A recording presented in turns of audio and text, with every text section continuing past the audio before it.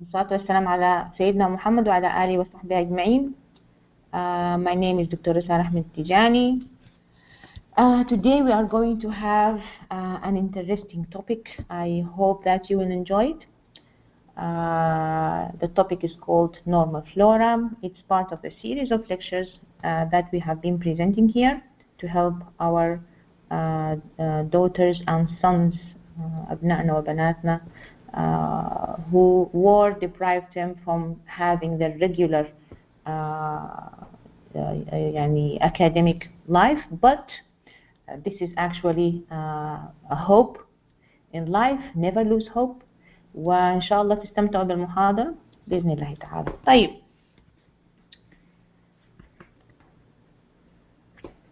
Let me just check why it's not next. So what is expected in this lecture? That we will define some terms: normal flora, resident flora, transient flora, and carrier state. We also will know the origin of normal flora. We also will understand some normal flora examples,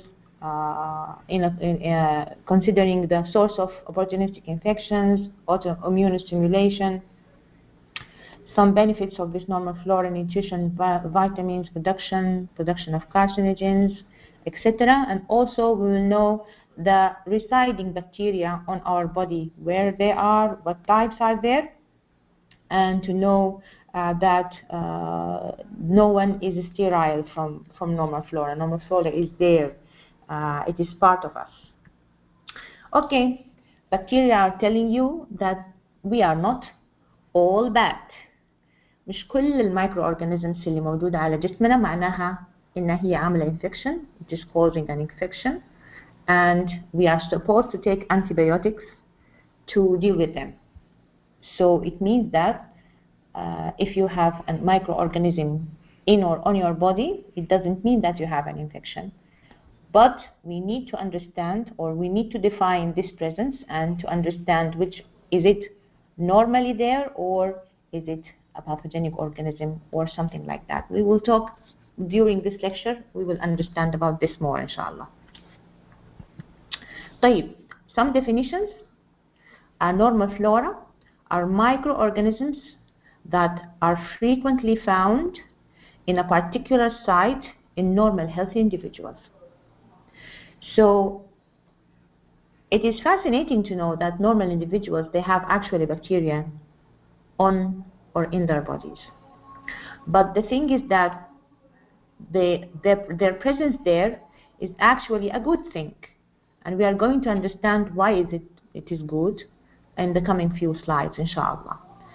Some are found in association with humans or animals only. So having a normal flora, having microorganisms residing on our bodies, not causing infection, but benefiting mutually from each other, could be unique, so that the composition of the microorganisms present on the skin is not like the organisms that are present on or in the vagina, or present on the conjunctiva in the eye, or, for example, present somewhere else. And usually when we talk about normal flora, or organisms residing on our body normally or naturally, we are majorly talking about bacteria. It doesn't mean that bacteria only are the part of the normal flora. For example, in the colon, we have parasites that are actually present in our colon, but they are not causing us any kinds of infections. But the majority of the normal flora are actually bacteria. There is a symbolic relationship with the host. It means that there's a sharing benefit. You provide them with the place to live, and they provide you with some nutrients that your body requires. You provide them with a nutrients, and they provide you with protection from being colonized with very dangerous organisms. يعني هم حرفيا كده بيكونوا موجودين مثلا على السكين في شكل زي البساط، مغطيين السكين، مش سامحين لأي أورجانيزم تاني إنه هو يجي ويكون ريسايدنج على السكين بالإنابة عنه. فبيكون مغطيك، مقفل المكان تمام، بحيث إنك أنت ما تيجي حاجة ممكن في يوم من الأيام تعمل لك مشكلة، ولا تعمل infection ولا يكون primary pathogen ولا يكون drug resistant organism. So the relationship with the bacteria or with the normal flora is a symbolic relationship. Type, it is subjected to constant changes. So it means that this normal flora is not static since birth and until the person becomes an adult or an older adult. It is subjected to change because we take antibiotics during our lives due to different causes. So it means that we sometimes kill some of this normal flora. So other organisms might come, or some normal flora might be more in number than other flora and whatever. Or sometimes during your life, you actually meet someone who is a carrier for example, Neisseria meningitis, and you get colonized in some part of your life with Neisseria meningitis. You don't have the infection, but it is there. So you acquired it during your life, and etc. So it is not a constant environment. The number of the bacteria are preserved and they never change. No, it is actually subjected to constant change due to different environmental factors, due to host factors, due to nutritional factors. You might change the normal flora of your colon through the way that you are eating. Also altered by antimicrobial agents. So antibiotics, as I mentioned before, will change somehow the normal flora, because if you take an antibiotic, which is an antibacterial, for some reason, it will make a change in your bowel normal flora in the colon, which requires around 2 years of life to get back to the normal situation that was before. So taking an antibiotic might treat an infection, but taking an unnecessary antibiotic may disturb the normal flora of your colon, for example. Okay? Okay, the types of normal flora, we have commensals. When we say commensals, it means that microorganisms that have a natural relationship with the host, the human being. So the commensal has a natural relationship, has a relationship that is not described as an infection. There are no pathogenic consequences on the host, and the organisms are there benefiting and also providing us with benefits. Residents, present for a constant period of time. They are regularly found in a given area at invariable period, and if they are disturbed, they promptly re-establish themselves. So the residents are actually the normal flora that is staying and not changing. Even if something like an antibiotic was taken, changed the resident bacteria, after a while they will regain the same establishment as before again. For example, after stopping the antibiotic. Transients, which are non-pathogenic or potential pathogenic. So the transients are not all of them normal flora. Sometimes some pathogenic organisms may transiently colonize, for example, Neisseria meningitis colonizing the throat. So that they inhibit the skin or mucous membranes for hours or days. So they are there and they are present for hours or for days or for a period of time. They establish itself briefly, excluded by the host defense or competition from residents. So when the resident flora finds that there is a bacteria that is strange to it, they will try to compete with it to eliminate this strange bacteria or this pathogenic organism. Or this pathogenic organism, finds its way to cause infection or disease. So either the host immune response will get rid of this organism, or the competitive flora will compete with it for nutrients and compete with it for the space that it is occupying, or the person might get infected eventually by this organism due to any cause. So commensals, residents, transients, and then there is what is called a carrier state. So a carrier state is actually potentially pathogenic. So it means that these organisms, they are pathogenic, but the body couldn't get rid of them. They are staying there for a long time. And actually, like Neisseria meningitis, they were found that they are colonizing 10%. So if the normal flora here, the resident flora, couldn't get rid of these transients, and it continued for a longer time, it means that in this situation, we will call it a carrier state of microorganisms. It's like Streptococcus pneumoniae, which is everyone has Streptococcus pneumoniae in the upper respiratory tract. Neisseria meningitis, 10% of people might have Neisseria meningitis in their throat, but due to the vaccination now, these things are much more better. So, if we talk about from where did the first microorganisms colonizing our body come from? The newborn, when the newborn is born through the genital tract of the mother, is usually sterile. The uterus is sterile, so by any means, there is no mean that this newborn is sterile in utero, not sterile.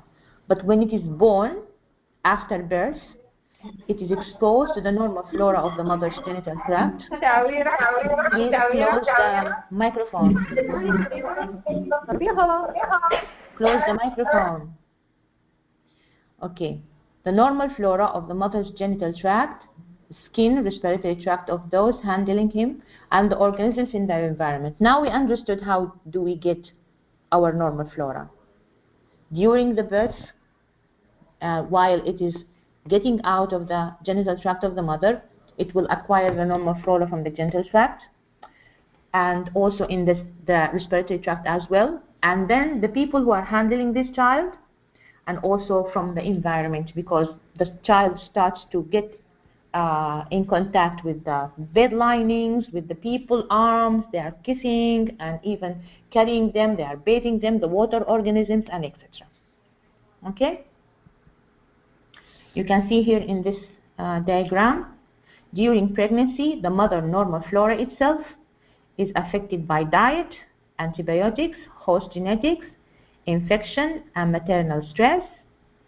And during delivery, according to the mode of delivery, the organisms that will colonize the infant will change. Also, the gestational age of the baby, when it is what was born, whether it is a preterm or it is a full-term baby, and also the vertical transmission from the mother to the child.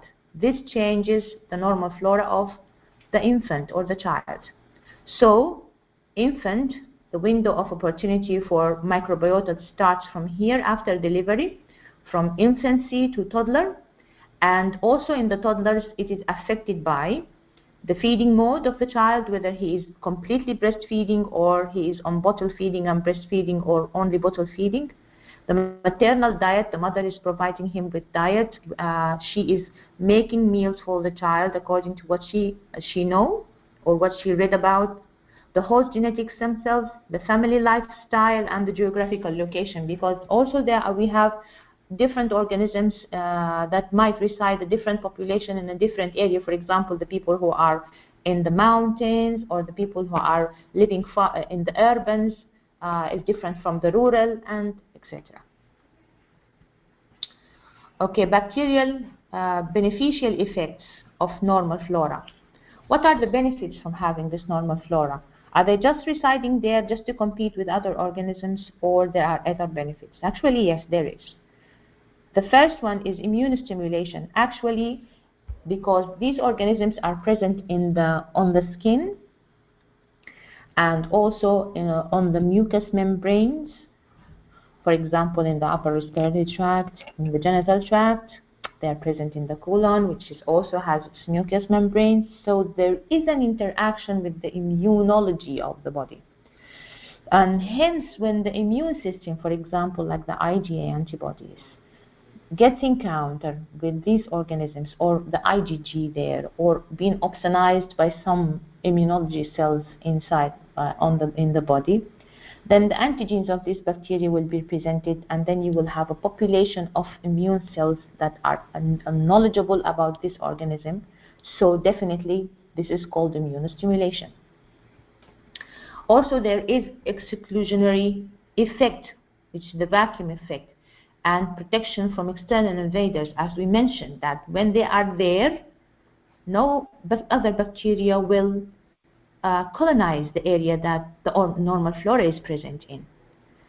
And again, the production of essential nutrients, for example, vitamin K and B, by some normal flora of the intestine, for example, E. coli. It's a fecal flora, but it produces for us vitamin K and B, and these are important vitamins for our body. If you can see here, you will find that these are the organisms that are present in the colon, and these are the columnar epithelium of the colon, and here are the M cells. And these organisms, when they counter with the immune system, you can see that there is a cell-mediated, there is a cellular immunity here, and that the eventual, what happens is that there is an IgA that is comes from the proliferation and differentiation of these immune cells after getting encounter with the antigens of the bacteria, and after they are presented through the antigen-presenting cells, for example, macrophages. So we have cells with memory cells and production of antibodies that are specific antibodies. So there is immune stimulation on this area.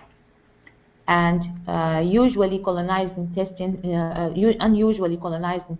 like in the cesarean section, non-breastfeeding, or the use of antibiotics. So this is actually unusually colonized intestine, but normally colonized intestine usually happens in natural delivery and after breastfeeding. So you will have the usual or the normal combination of organisms that depends on several factors, as we mentioned before, and also on this slide. So bacteria, we have protection. The commensal organisms will enhance the formation of the inflammasome, and then the migration of dendritic cells, for example, from the lungs to the lymphatic tract. And here you can see that there is this influenza virus where these cells are migrating there and can eliminate the infection by viruses which could be dangerous viruses. Indirect promotion, commensal bacteria also sometimes they enhance the lymphoid cell proliferation, and direct promotion, some of these cells might affect directly and give us an antiviral immune response due to this commensal reactive. Okay, actually here you can see that metabolites production in the liver, vitamin K production, and eventually structural modification of VKS molecules. You can see that these are the gut bacteria. You can see the bacteria there, and you can see how they benefit and what exactly they do, and some drugs that might inhibit that. Other factors regarding normal flora, it may be a source of opportunistic infection. So let me just tell you what is opportunistic infection. Opportunistic infection, it means that there is an infection by an organism that is not usually causing disease in the human being or in the body. And we have, if a normal flora, which is residing, for example, on the mucous membranes of the, for example, of the colon, finds its way from the area that is usually present in to an area that is usually sterile or sterile. If it finds its way inside this sterile environment, then it causes infection, even if it is a commensal, and even if it is beneficial in the area that it is colonizing.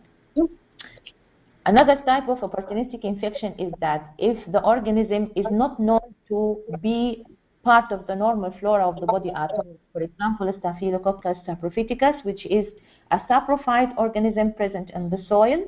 It can cause urinary tract infection in the humans because it comes from the outside environment, which is its original environment, and then it finds its way to the urinary tract, for example, of the females, and it causes urinary tract infection. So also this is an example of an opportunistic infection.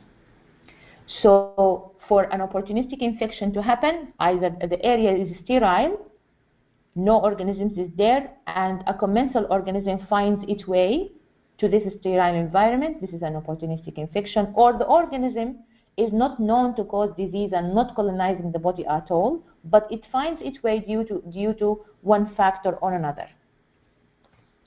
So in patients with impaired defense, and the third one also for opportunistic infections, that there are colonizers which are colonizing, and the immune system knows about them, and there is this boundary that the colonizers doesn't cross.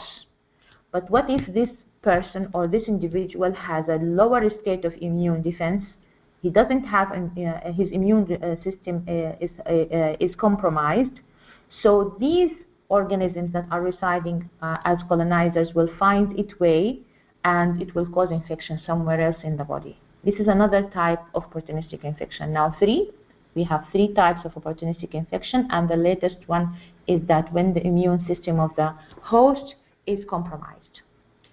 Some may cross-react with normal tissue components. For example, some organisms, they have antigens which are present on the cell wall that might cross-react with some antibodies and will cause to have an antibodies, for example, for the ABO system, the ABO system.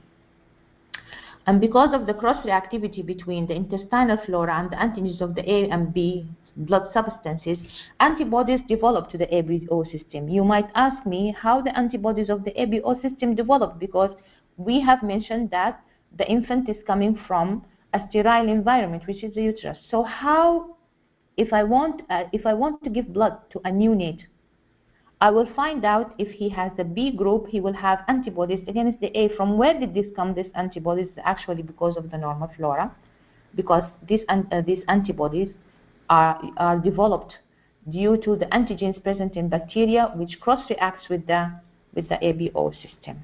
I hope this is clear. You can see that ABO antibodies, we have natural occurring antibodies for the ABO groups, develop as bacterial normal flora populates the gastrointestinal tract during infancy. They have a thermal range of 20 to 33 degrees centigrade, and they are of the IgG or IgM type ABO antibodies. Also, there is the production of carcinogens. Production of carcinogens might be due to some normal flora modifying through their enzymes, modifying chemicals that is present in our diet, for example, artificial sweeteners. So by enzymatic change of certain bacteria, for example, E. coli, there might be presence of bladder carcinogens, and by hence they are causing bladder cancer. When we come and talk about the distribution of normal flora, we'll find that in the internal organs, except the alimentary tract, all of the internal organs are sterile at health. Sterility is maintained by the local defense mechanisms. These organs are sterile because their local defense mechanisms, the chemical substances in serum and tissues, for example, complement and antibodies, and also the phagocytic activity of the polymorph nucleosides, the PMNs or the neutrophils. All of these factors, they maintain our internal bodies sterile, free from normal flora. Usually what I say is that any place in the body that is exposed to external environment, you will find normal flora in it or on it. So it means that the name internal organs, it means that it is not exposed to the outside environment. So this is why it is sterile. So the nose is colonized, the mouth is colonized until the anterior part or anterior some part of the nasopharynx. And then when you go down to the trachea and the bronchi in the lungs, you will find that these areas are sterile. Okay. Also, we have the areas here that are normally having or harboring organisms. The skin, number one. We have in the GIT the mouth and the large colon.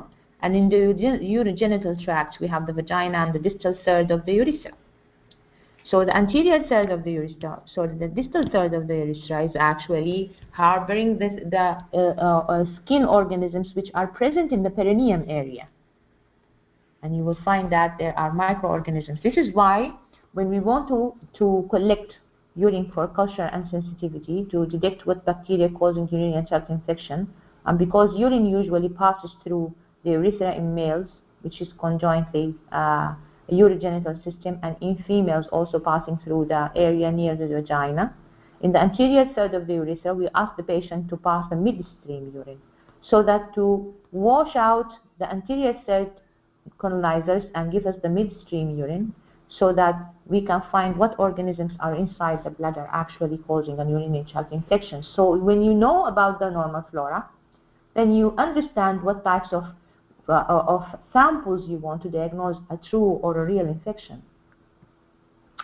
So now you can see distribution of the intestine flora. You will find that in the intestine, the predominant organisms and the concentration per gram. Actually, in the colon, the stool, the organisms are weighed by grams. So in the stool, we'll find obligate anaerobes like streptococci, staphylococci, and Neisseria, which is more than 10 to the power 6 per gram. And lactobacilli, streptococci, less than 10 to the power 4. Anaerobes like Bacteroides, coliforms like E. coli, streptococci, and Candida and protozoa is actually 10 to the power 11. If you can just follow me, the darker shade is here. You can find here, these are the place for anaerobes. This is the area of anaerobes here. The lower part of this table is present here in this area. And the lighter one, the lactobacilli and streptococci, is here. And here is no organisms because it's the nearest to the small intestine. And we have here the obligate anaerobes might be here. So the deeper you go, you will find the aerobes are there. And when you are coming to the outside, this is the anal orifice, you will find that there are multiple organisms. And as we mentioned before, that bacteria are not the only colonizers or the only commensals. Also we have protozoa here, Entamoeba coli, Dientamoeba fragilis, they are all present here, and Candida, which is a fungus. Normal flora of the respiratory tract, the upper respiratory tract is colonized by flora as in the mouth and nasopharynx. The lower respiratory tract is sterile or sterile. The nose, there is Staphylococcus epidermidis, Staphylococcus aureus, and Corynebacterium other than Corynebacterium diphtheria, other. Oropharynx, we have viridans streptococci, commensal Neisseria, Corynebacteria, Bacteroides, and Fusobacterium, Veillonella, Actinomyces, Spirochetes, and also Haemophilus influenzae, Pneumococcus are all. These are potential pathogens in this area, and less commonly Streptococcus pyogenes and Neisseria meningitis. So the least the organism is about to be found, the more potentiality to cause infection due to one cause or another. So for Haemophilus influenzae and for pneumococci, they are actually potential pathogens. If it may colonize the oropharynx, and the least common to be present is Streptococcus pyogenes and Neisseria meningitis, and for Neisseria is the least because due to vaccination and other causes. Gastrointestinal tract, we have saliva, which contains 10 to the power 8 bacteria per ml. If you tell someone that his mouth contains this large number of organisms, they will not believe in regular human beings, I mean. But you need to understand that our mouth is not sterile. We have in the saliva, 1 per ml, we have 10 to the power 8 bacteria. So the bacteria continually colonize gingival margin debris and dental plaque, and also there is esophagus flora as the same as the pharyngeal flora. An empty stomach is sterile due to the gastric acid. And this is a way of Allah's creation to not to harbor any organisms when the stomach is empty. And of course, there are infections that can happen in the stomach, for example, Helicobacter pylori that causes stomach ulcer or peptic ulcer, but usually the stomach is sterile. So the presence of any organism in the stomach means that this is an abnormal situation. Duodenum and jejunum and upper ileum have scanty flora, and the large intestine is heavily colonized by bacteria. The feces. 1/3 of feces weight is bacteria, mainly dead bacteria, and some are living, which are approximately 10 to the power 10 per gram, and 99% are anaerobic bacteria.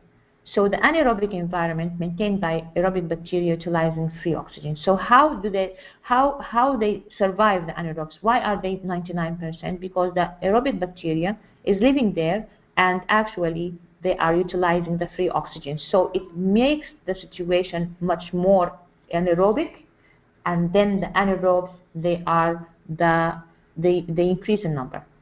Bacteroides fragilis group is the dominant anaerobe. There is also bifidobacterium and lactobacilli. Less commonly is E. coli and Proteus, but E. coli is the commonest of the facultative anaerobes that are present in feces. Is the commonest. Distribution and frequency of bacteria in the intestine. Here's the density and here's the frequency of occurrence. The esophagus and the stomach, they might be, the esophagus is colonized by lactobacilli, which is a gram-positive anaerobic bacteria, bacilli. In the small bowel, the duodenum, and the ileum, we have the small bowel here, might be colonized transiently by lactobacilli streptococci. And the more you go through towards the colon, you will find the enteric bacteria and some anaerobes. For the large bowel, you will have Bacteroides species, which is Bacterium Enterococcus fecalis, which is a gram-positive streptococci, E. coli, and other Enterobacteriaceae like Klebsiella and Eubacterium, Bifidobacterium also. Also, there are Lactobacillus, which is a gram-positive bacilli, Staph aureus, Clostridium species, and also streptococci like Pseudomonas and Salmonella. Salmonella is a primary pathogen, it colonizes, and Pseudomonas is also a transient colonizer. And fecal material contains the anaerobes mainly, which is the Bacteroides species, and other coliforms, and also Enterococcus fecalis. You will find the lecture in the Moodle there. You can take a look again. Genital flora. The female genital tract is heavily colonized. If we ask ourselves why, hormones changes the normal flora. The hormones, whether the hormones during the life, the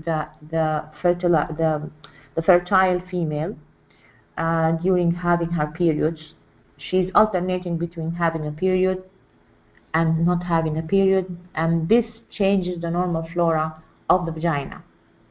Also the dietary habits. If they are taking a lot of carbohydrates, it will enhance the presence of other organisms than the organisms desired, for example, like Candida, and then what happens is that it changes or alters. Habits like the washing habits or the hygiene. Also, after delivery, there is a change, of course, and the vitamins in the body, there's a change in the immune defense, and then the change in the normal flora as well.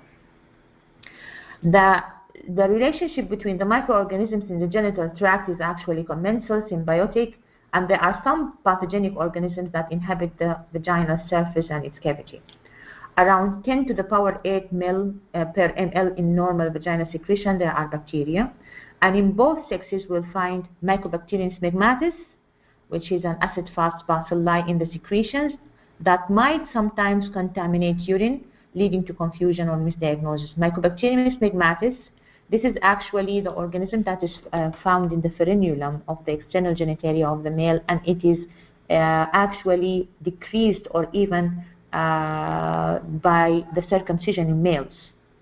And it is actually the presence of Mycobacterium smegmatis in males in the frenulum. It actually is related with the cancer of that area.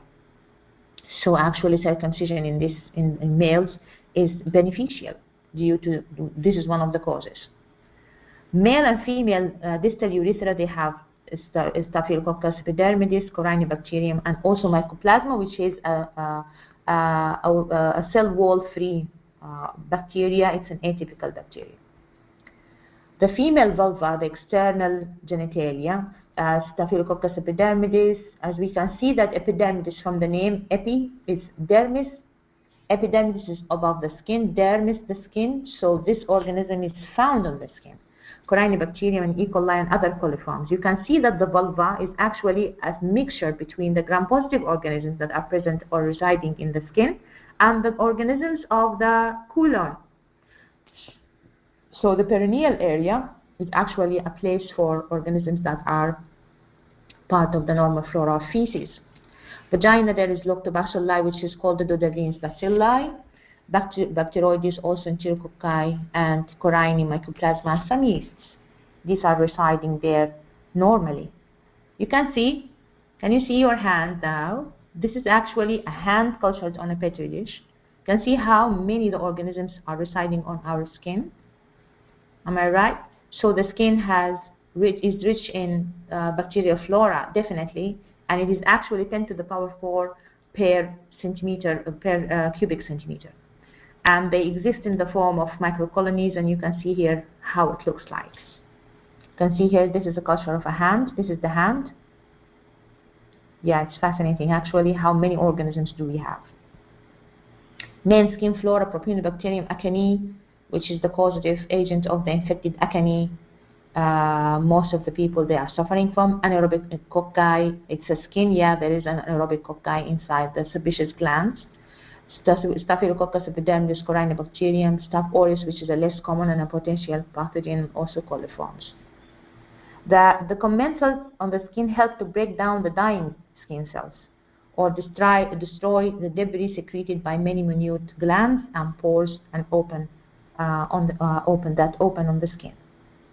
External auditory mediators: Staphylococcus epidermidis, Corynebacterium, and acid-fast bacilli occasionally might be in the wax. And the conjunctival sac flora, there is Corynebacterium xerosis and Staphylococcus epidermidis, also Myxella catarrhalis might be one of the commensals. The summary is that not all bacteria in our body are bad. We need to know the different bacteria residing in our body, and the newborn harbors bacteria for the first time from their mother and the external environment, and colonized by pathogenic bacteria is not uncommon. Now, these are some of the lectures here, some of the references, and I hope that you have enjoyed the lecture. If you have any questions, please ask. Thank you.